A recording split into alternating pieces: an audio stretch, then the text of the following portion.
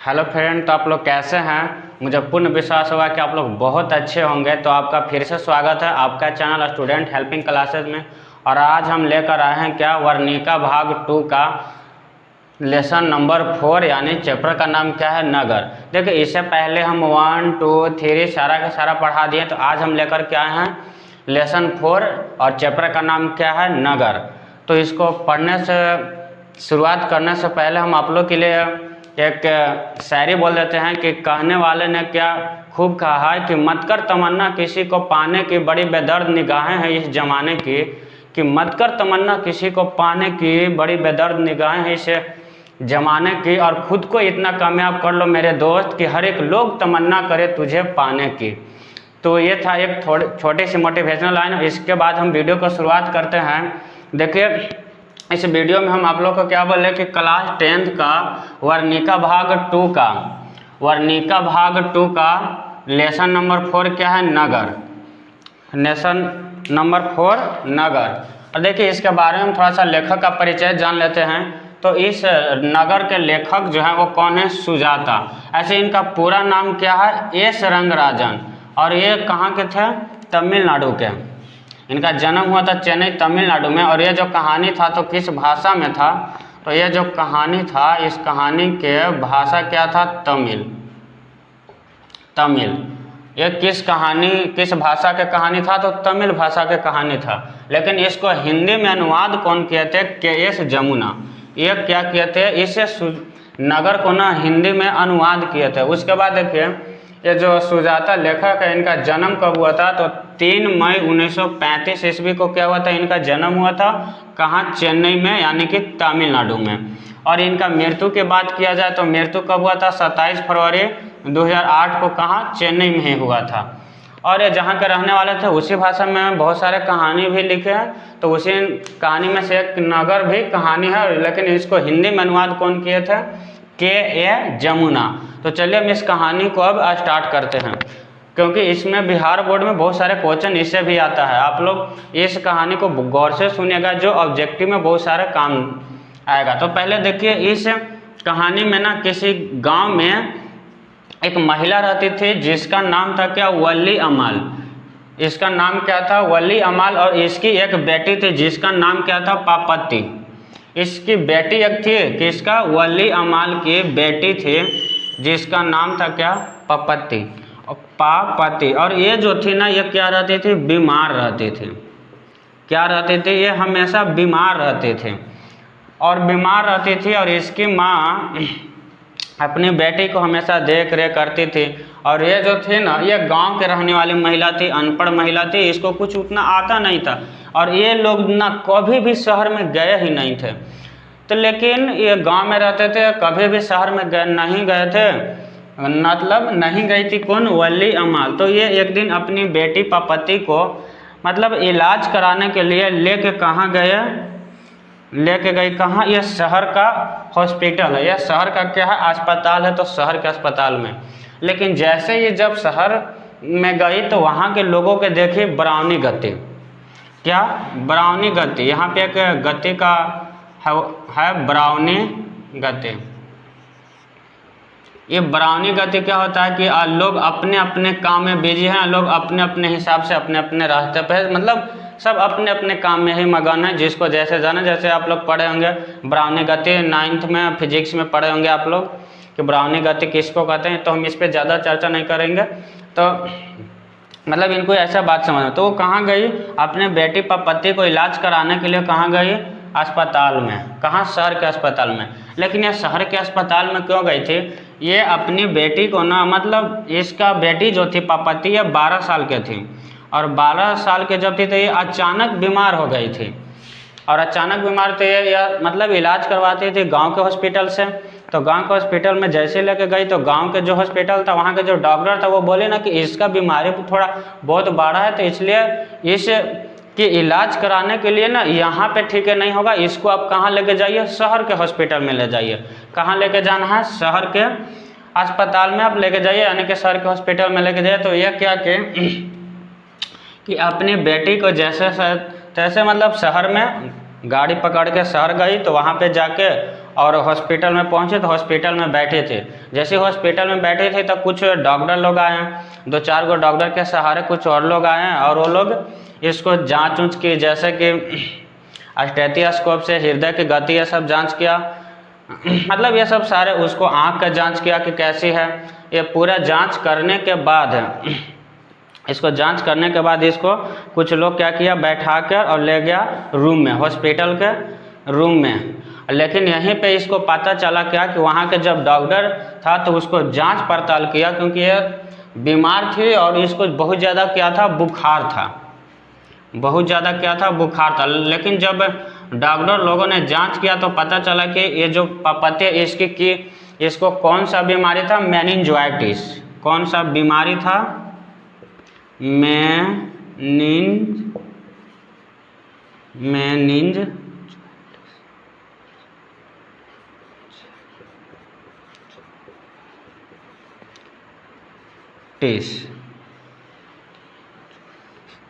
Meningitis नामक बीमारी था। और ये क्या होता है, ये जो मेनिंजाइटिस नामक बीमारी है ना, ये हमारे ब्रेन के ऊपर एक झिल्ली होता है मेनिंजेज नाम के, और जब इसमें सूजन आ जाता है तो उसी को हम लोग क्या बोले हैं, मेनिंजाइटिस। ये दिमाग के ऊपर एक झिल्ली होता है पतला सा, जिसको मेनिंज बोलते हैं।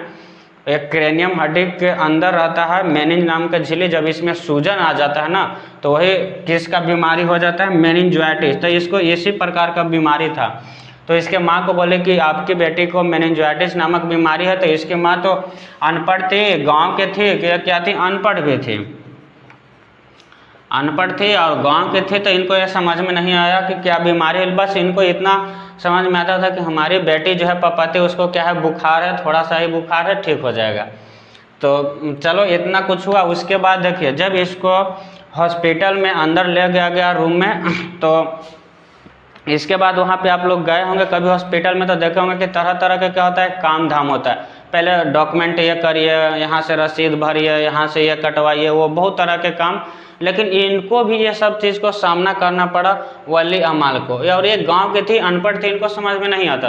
जैसे देखिए, मान लीजिए कोई व्यक्ति गांव का है और वो अचानक बड़ा हॉस्पिटल में चले जाए शहर में, तो उसको पता नहीं आता कि कहाँ पे किस काउंटर पे क्या काम होता है, नहीं होता है। दूसरी बात को किसी से पूछने से भी डरती है, मतलब हर एक आदमी के पास ऐसा होता है। तो ये भी जो थी वली अमाल, ये भी गांव की थी और अनपढ़ महिला थी और इनके पति नहीं थे। ये बेचारी डर रही थी कि हमारे जो बेटी है यहाँ पे इसको कैसे इलाज होगा, कहाँ पे हम क्या करें नहीं करें, कैसे फॉर्म भरा जाता है, कैसे, मतलब कुछ नहीं इसको पता था।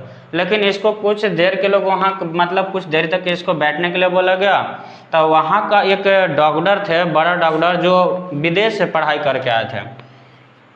जो डॉक्टर थे वो बड़े डॉक्टर थे, वो विदेश से पढ़ाई करके आए थे। तो जब इसको पूरी तरह से जांच पड़ताल किए तो इसको बोला क्या कि अब इसको एडमिट कर लो। तो एडमिट करने के लिए जैसे ही ये गई, कौन, वली अमाल, एडमिट करने के लिए गई, तो वहाँ का एक डॉक्टर बोला कि आप सबसे पहले ऊपर जाइए और वहाँ आपसे क्या होगा, कोई आपका इनकम पूछेगा, आय पूछेगा, तो आप बता दीजिएगा। तो वो बेचारी इतने को पर्ची लेकर ऊपर गई तो देख रहे कि कोई वहाँ पे है ही नहीं है, कोई वहाँ पे नहीं है। तो कुछ समय तक मतलब कुछ समय के बाद एक आदमी दिखाई दिया, तो उससे पूछे तो बोले कि आप यहीं पे बैठिए, वो आएंगे। तो कुछ देर तक इंतज़ार की, तो एक वहाँ पे आदमी आया, फिर यह पर्ची उनको दे दी। जो ये थे वली अमाल, वो पर्ची उनको दे दी। तो पर्ची को उन्होंने देखा और बोले कि ठीक है, ये आप पर्ची लीजिए और आप ये बताइए कि मतलब आपका इनकम ये सब कितना है। तो ये नहीं बताइए कि हम तो गांव के हैं, तो हमारा कोई इनकम नहीं, हम अनाज बोनते हैं, अनाज काटते हैं, तो हमको अनाज मिलता है। तो बोले कि पैसा वैसा नहीं है कमाते हुए, बोले कि ना पैसा हमको नहीं मिलता है। तो बोले कि ठीक है, तो ऐसा करें, हम आपको 90 रुपया लिख देते हैं। कितना, 90 रुपया 90 रुपया लिख देते हैं। और एक कहते को पर्ची दिया, और उस पर्ची को लेकर आप थोड़ा सा आगे चले जाइए और बाएं तरफ से मुड़ जाइएगा, रूम नंबर कितना में, 48 में। कितना, रूम नंबर 48 में, रूम नंबर 48 में। अक्सर ऐसे होते रहता है हॉस्पिटल में। अगर आप लोग भी कभी गए होंगे तो रूम नंबर 48, 42, 1, 2 ऐसे रहता है, तो लोगों को पता नहीं चलता कि कौन रूम नंबर किधर है।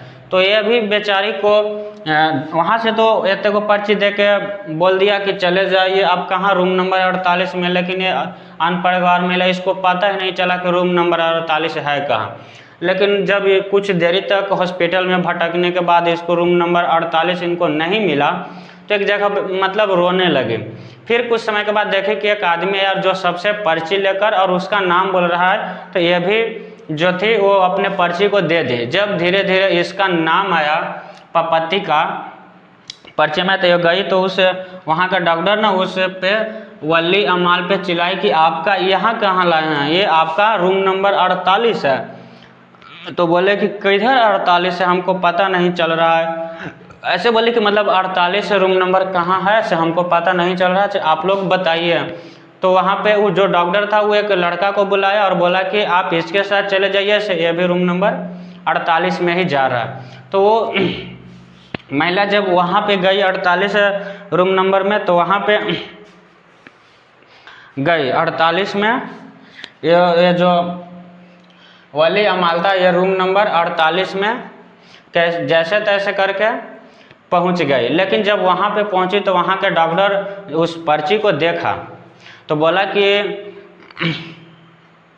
इस पर्ची तो ठीक है लेकिन हमारे यहाँ एक भी बेड खाली नहीं है, से आप ऐसा करिए आप अगले दिन 7:30 बजे आइएगा। जब ये पर्ची लेकर वहाँ पे गई तो रूम नंबर में 48 में तो गई, तो वहाँ पे डॉक्टर देख के बोला कि हमारे पास एक भी बेड खाली नहीं है, से आप अपनी बच्ची को अगला दिन कै बजे 7:30 बजे लेके आइएगा। कै बजे? लगभग 7:30 पे लेके आइएगा, क्योंकि हमारे यहाँ अभी इस रूम में बेड एक भी खाली नहीं है। ऐसे बोलकर वहाँ से उसको आ गए, मतलब ऐसे बोले तो वहाँ से वो चली गई तो रास्ता भी फिर वो भटक गई कि आखिर वो अपनी बेटी को किस रूम में एडमिट की थी, मतलब किस रूम में रखी थी। सब चारों तरफ देख रहे तो एक ही तरह का हर एक डॉक्टर ड्रेस पहन ले, बहुत सारा रूम कमरा, उसको पता नहीं चल रहा। फिर धीरे धीरे इधर उधर घूमी, रोई, मतलब वो कुछ रोई भी तो, लेकिन कुछ समय के बाद एक महिला दिखाई दी तो उसे पूछी कि हमारी बेटी पपति को एडमिट किया, हमको पता नहीं चल रहा कि हम किधर जाएं। फिर धीरे धीरे वो बताई तो इधर उधर थोड़ा घूमी तो उसको क्या मिला, एक सीढ़ी मिला, लकड़ी की सीढ़ी। किसका सीढ़ी? लकड़ी का क्या मिला? सीढ़ी मिला। तो लकड़ी का सीढ़ी मिला तो उनके दिमाग में थोड़ा थोड़ा सा याद आने लगा कि हाँ हम इसी रास्ता से आए गए थे। तो उसके रास्ते धीरे धीरे वहाँ पे रूम में पहुँची। लेकिन जब रूम में पहुंची तो देख रही है कि जिस रूम में वो अपनी बेटी पपति को रखे थे उस रूम में क्या हुआ है, लॉक लगा हुआ है। और वहाँ के गार्ड जो है वो बोल नहीं जाने दे रहा है अंदर, और ये बार बार बोल रही है वली अमाल कि मेरी बेटी इसमें एडमिट है, हमको जाने दीजिए। लेकिन वहाँ का जो गार्ड है वो जाने नहीं दे रहा था कि ये 3 बज गया है, अब लंच का टाइम हो गया है, अब बाद में आप आइएगा। लेकिन फिर कुछ समय के बाद एक और आदमी आया, उसको भी जब नहीं जाने दिया तो वो आदमी क्या किया, उसको पैसा दिया गार्ड को जैसे ही पैसा दिया ना तो उसको जाने दिया रूम में अंदर।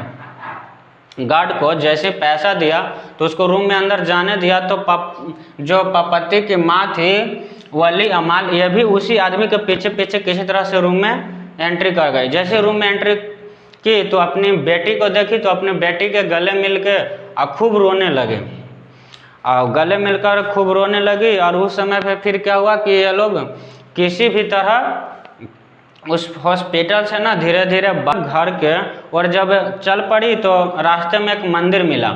तो मंदिर में उन्होंने क्या मन्नत मांगी कि अगर हमारी बेटी सही हो जाएगा तो हम आपको चढ़ावा करेंगे, लड्डू चढ़ाएंगे। हम लोग भी ऐसे बोल देते हैं कि हमारा यह चीज़ पूरा हो जाएगा, हमारा सपना पूरा हो जाएगा तो हम पूजा करेंगे, लड्डू चढ़ाएंगे, तरह तरह के हम लोग भी मन्नत मांगे। तो अभी मन्नत मांगी और अपनी बेटी को दिलासा भी देते कि कोई बात ना, हमारी बेटी को एक छोटा सा बुखार ही था और इतना ज़्यादा ताम झाम ये वो, हम घर में ही जाके इलाज करवा देंगे, जो गांव के डॉक्टर हैं कुछ वैद्य ये सबसे मतलब हो जाए, ये सबसे दिखवा देंगे। तरह तरह के उसके माइंड में मतलब इसको समझा बता के लेके आ रही हैं। और जैसे वो घर पे आई तो कुछ समय के बाद डॉक्टर जब ये देखा कि एक हम शाम को एक रोगी देखे थे जिसको मेनिंजाइटिस नामक बीमारी था, वो लड़की कहाँ गई। उन्होंने जो डॉक्टर था, मेन डॉक्टर, वो सबसे पूछने लगा। तो वहाँ के डॉक्टर बोला कि हाँ आई थी। तो बोले कि वो है कहाँ, ताकि हम ऊपर भेजे थे। बोले कि ऊपर जब गया रूम नंबर 48 में, तो पता चला कि वो तो एडमिट लिया ही नहीं था। क्यों? क्योंकि वो बोला था कि हमारे यहाँ रूम नहीं खाली है। तो उस डॉक्टर पे ये जो मेन डॉक्टर था खूब चिल्लाया, अपने से छोटे डॉक्टर पे खूब चिल्लाया, ऐसे वैसे कि वो मर जाएगी, उसको मेनिंजाइटिस नामक बीमारी था, तुमको एडमिट ले लेना चाहिए था। ऐसे तरह तरह के बोली। तो बोले कि हमको नहीं पता था, तो हम उसको बोले हैं अगला दिन 7:30 बजे आने के लिए। तो फिर छोटा डॉक्टर रूम नंबर 48 में जाके बोला कि वो जो थे से वो क्या थे, बड़े डॉक्टर के रिश्तेदार थे। तो बोले कि हमको थोड़े ना पता कि वो बड़े डॉक्टर साहब के क्या थे, रिश्तेदार थे। हमारे यहाँ बेड नहीं खाली था, जिसके लिए हम बोल दिए कि आगे मतलब 7:30 पे अगला दिन आइएगा। बाकी यह कहानी है पे ख़त्म होता है। और आप लोग को कैसा लगा यह कहानी, इसका आंसर कमेंट बॉक्स में आप लोग ज़रूर दीजिएगा।